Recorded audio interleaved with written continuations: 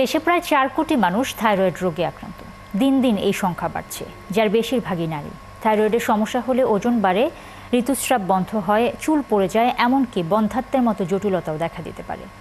সময়মতো চিকিৎসা না নিলে হতে পারে ক্যান্সারও। এই অবস্থায় সচেতনতা বাড়াতে পরামর্শ দিচ্ছেন চিকিৎসকরা। সবুজ মাহমুদের রিপোর্টে বিস্তারিত। গলার সামনের দিকে প্রজাপতি আকৃতির একটি ছোট গ্রন্থি, এর নাম থাইরয়েড গ্রন্থি।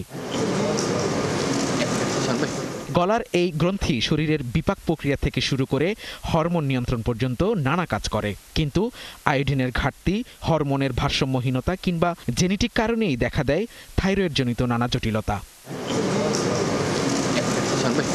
থাইরয়েড হরমোনের ভারসাম্যহীনতায় ওজন বেড়ে যায়, অবসাদ, ঋতুস্রাবের সমস্যা, এমনকি বন্ধ্যাত্বের মতো জটিলতাও দেখা দিতে পারে।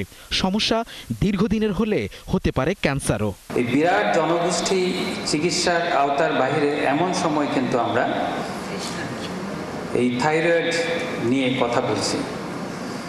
আবার এই সমস্ত রোগীর ভিতর থাইরয়েডাইটিস রোগী ভুগছে কিন্তু 89% মানুষ।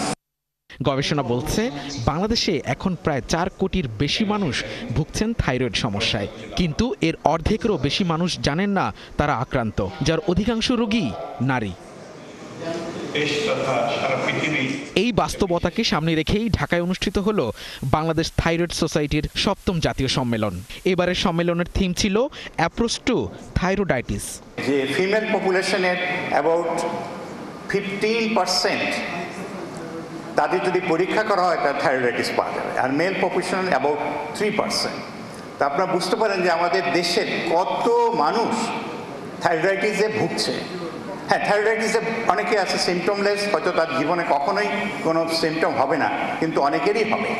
বিশেষ করে প্রেগনেন্ট মহিলারা, তাদের খুবই susceptible for pregnancy as well as continuation of the pregnancy.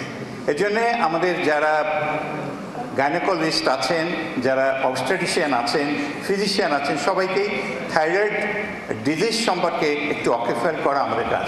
চিকিৎসকরা জানান আয়োডিনের ঘাটতি, রেডিয়েশনের প্রভাব এবং জীবনযাপনের পরিবর্তনের কারণেই এই রোগের বিস্তার ঘটেছে। গর্ভবতী নারী ও স্কুলগামী শিশুদের মধ্যে আয়োডিনের ঘাটতি এখনও উদ্বেগজনক। দেশে থাইরয়েড চিকিৎসার সুবিধা বাড়লেও সচেতনতার অভাব এখন বড় চ্যালেঞ্জ। সবুজ মাহমুদ, ৭১, ঢাকা।